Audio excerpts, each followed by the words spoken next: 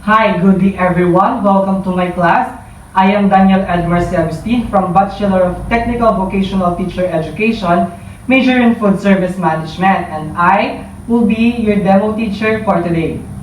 So I have a question. So far guys, how is your day? You? I'm fine, sir. Okay? And you? I'm good, sir. Very nice. Okay, thank God that you are all okay for today. So before we start, let us have first our opening prayer. So who wants to volunteer for our opening prayer? Me, Okay, sir. what's your name? I'm David, sir. Yes, Mr. David. Okay. Go ahead, Mr. David. Ama, salamat po at pinasapit po kami ng payapa sa aming paaralan. Manong ingatan po kami sa maghapon ng aming mga pag-aaral sa ngalan ni Jesus na aming dakilang tagapagligtas. Amen. Amen. Thank you for that wonderful opening prayer, Mr. David. Before you see it, guys, please pick up the small pieces of papers below your chairs. Okay, thank you very much. Before we start, I will first get your attendance and say present if you are here, okay? Okay, sir. Okay.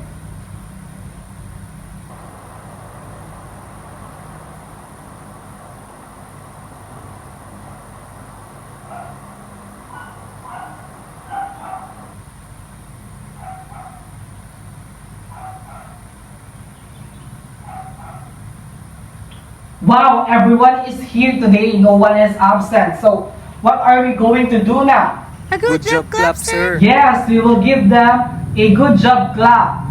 Okay? So, G, double O, D-J-O-B, good job. Good job. One more. G, double O, D-J-O-B, good job. Good job. Okay, thank you everyone for participating. So now, what are we going to do next is to have a quick recall or review about our previous lesson. So, who among here can still remember the meaning of palatability?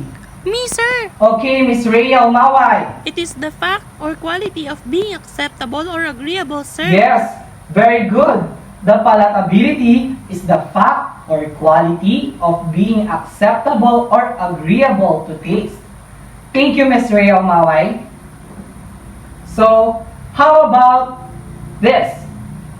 What are the palatability factors or eating qualities of a food as judged by the human senses? Give me one.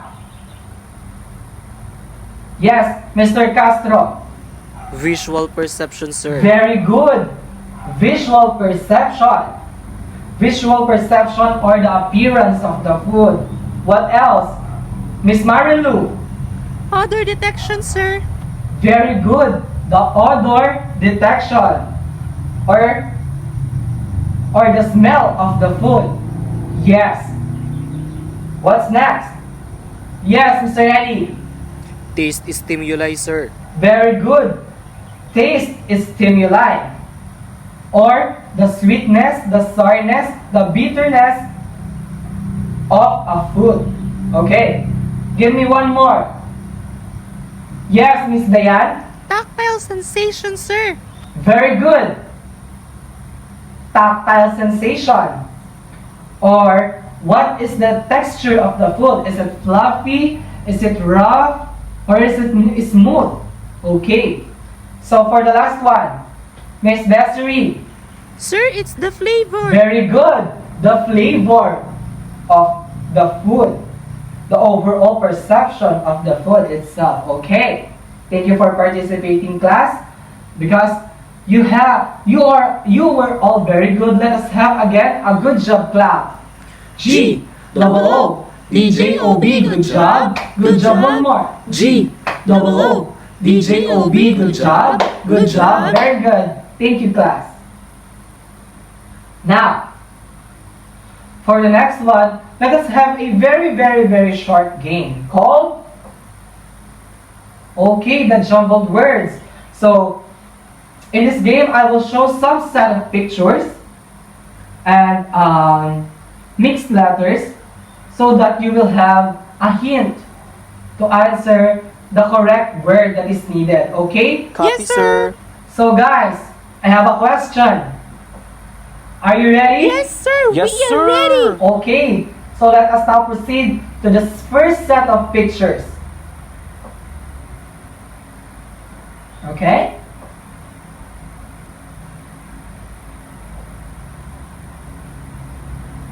After the timer, raise your hand if you know the answer and I will pick one of you, okay? Let us now start.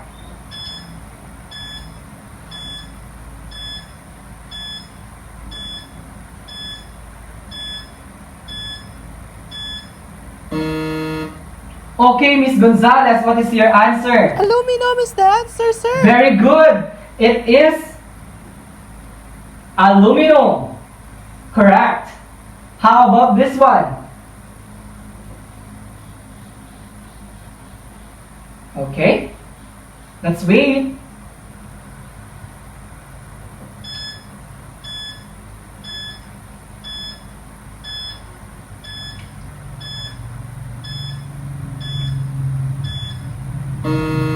Okay, Miss Dizon, what is your answer? Steel is my answer, sir. Very good. Stainless is steel. Are you guys enjoying our game? Yes, Yes, sir. Okay, thank you for that. So the next one. I know you are familiar with this. Okay.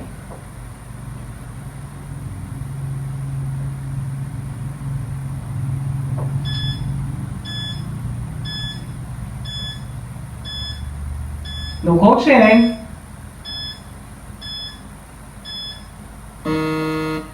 Yes, Mr. Balagso, what is your answer? Glass, sir. Okay, excellent. It's glass. Okay. Proceed.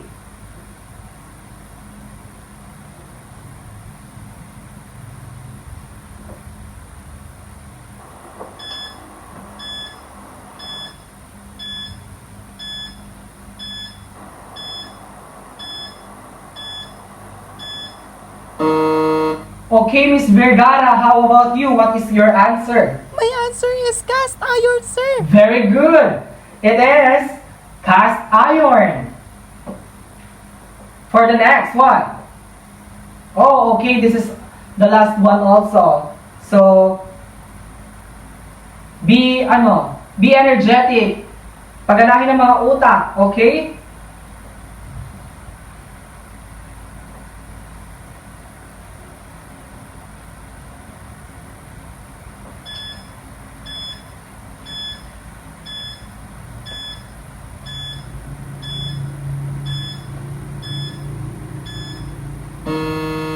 Yes, Mr. Marquez, what is your answer? I think it's ceramic, sir. Very good again. It is ceramic. Okay, give everyone a round of applause again. Thank you for participating to our game.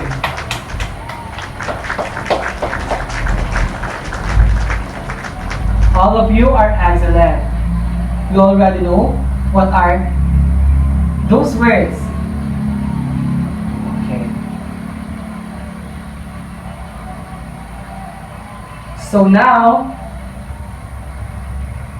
I have a question again for you. What is the connection of our game to our new lesson?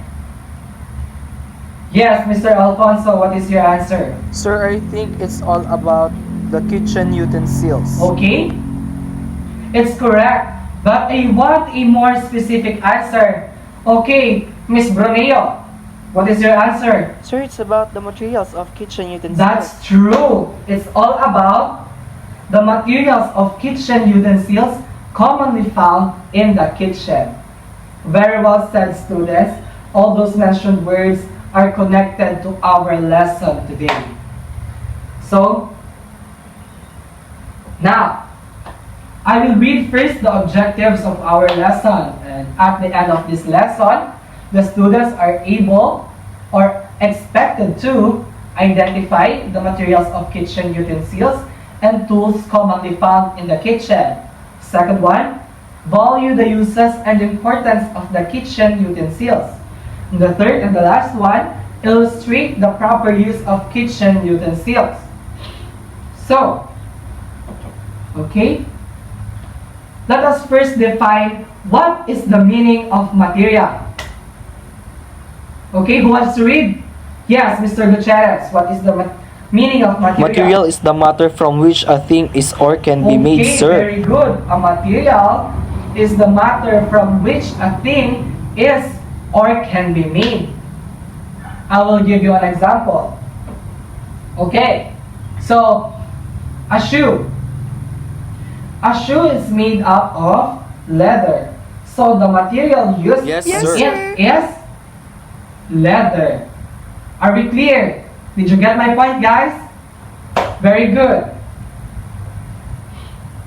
So now I will show you the most used materials of kitchen utensils. And the first on the list is the aluminum. So who wants to read? Yes, Mr. Cruz. Okay. Aluminum is the best for all-around use. It is the most popular, lightweight, attractive, and less expensive. It requires care to keep it shiny and clean. Much more, it gives even heat distribution no matter what heat temperature you have. Since it is a soft metal, the lighter gauges will dent and scratch easily, making the utensil unusable. Okay, very good. Mr. Cruz, aluminum is the best for all-around use. Take note of this. It is the most popular, lightweight, and less expensive. It requires care to keep it shiny and clean. Okay, so much more. It gives even heat distribution no matter what heat temperature you have. Okay, so this is the most attractive for those or for our mothers because it distributes the heat evenly. Okay, so on the next slide, this is an example of aluminum casseroles, or other example of that is in Tagalog, caldero.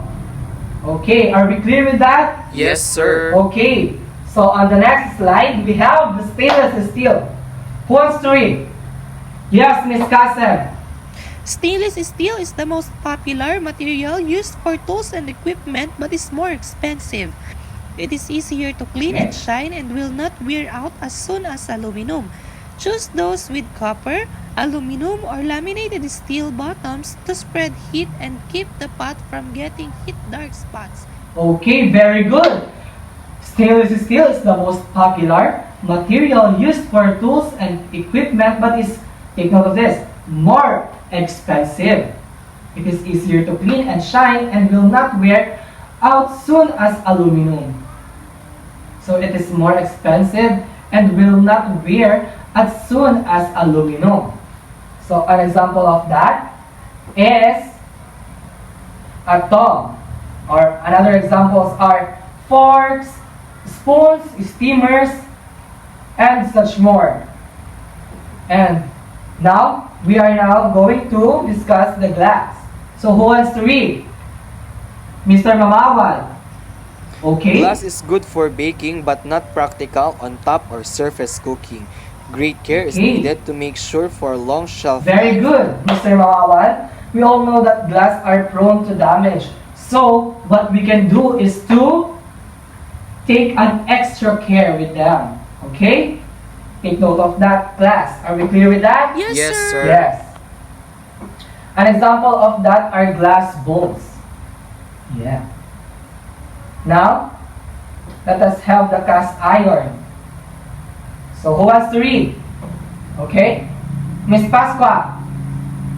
Okay, kindly read it. Cast iron is sturdy but must be kept seasoned to avoid rust. Salad oil with no salt or shortening can be rubbed inside and out and dried. Wash with soap before Okay, using. very good, Miss Pasqua. But I have a question. Why do we need to wash with a cast iron with soap and not a detergent? Because detergent has a more Okay. powerful chemical, sir. Yes, very good, because detergent has a more powerful chemical that can damage the surface of the cast iron. Very good, very well said, Miss Pasqua. Okay, so this is an example of cast iron. cooking pan. Okay? The next one is the ceramic and heat-proof glass. Okay, who wants to read it? Yes, Miss Malyari. Ceramic and heat-proof glass are used especially for baking dishes, casseroles, and measuring cups.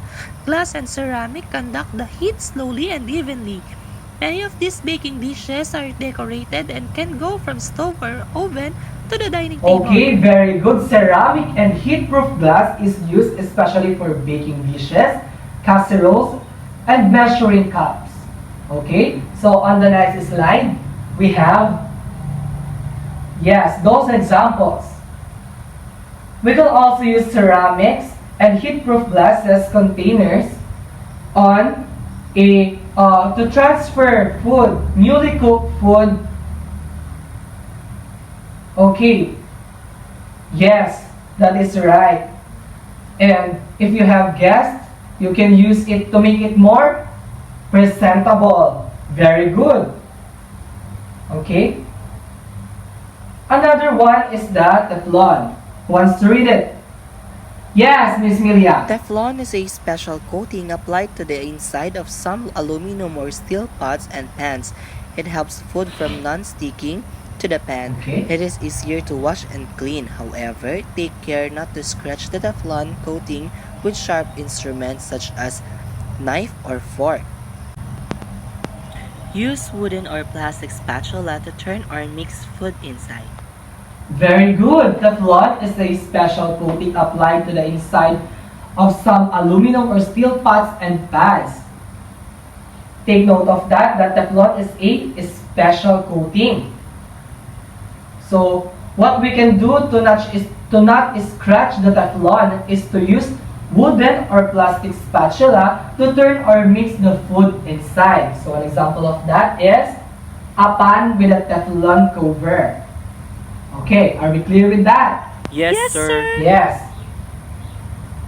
And the last material that we can commonly see on the kitchen are plastic and hard rubber. Who wants to read it? Okay, Mr. Valdez. Plastics and rubbers are used for cutting and chopping boards, tabletops, bowls, trays, garbage pails, and canisters. They are much less dulling to knives than metal and more sanitary than woods.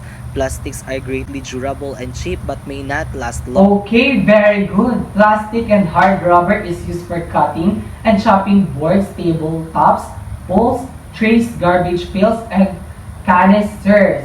Very good. So take note of this, guys, that plastic are greatly durable and cheap but may not last long because they are just plastic.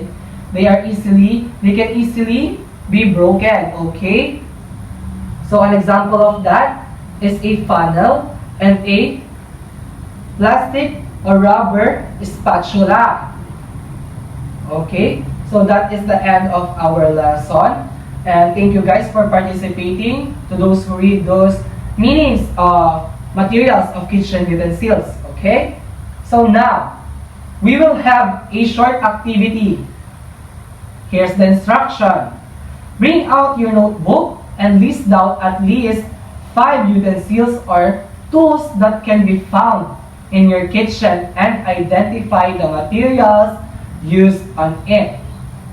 So, this is the format that you will follow. So, for example, a kitchen utensil.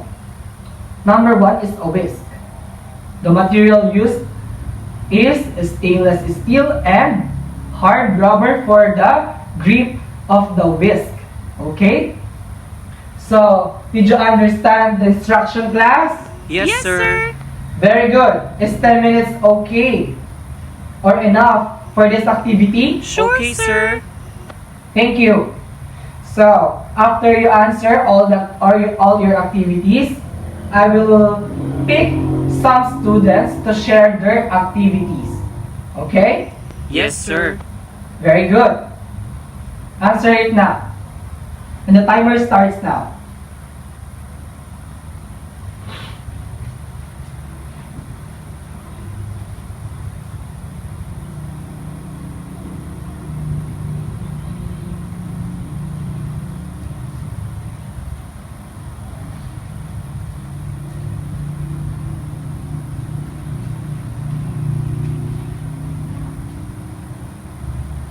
So, are you guys done? Yes, Yes, sir. sir. Okay, very good. So, who wants to share his activity or her activity? Yes, Mr. Bautista and Miss Sabes.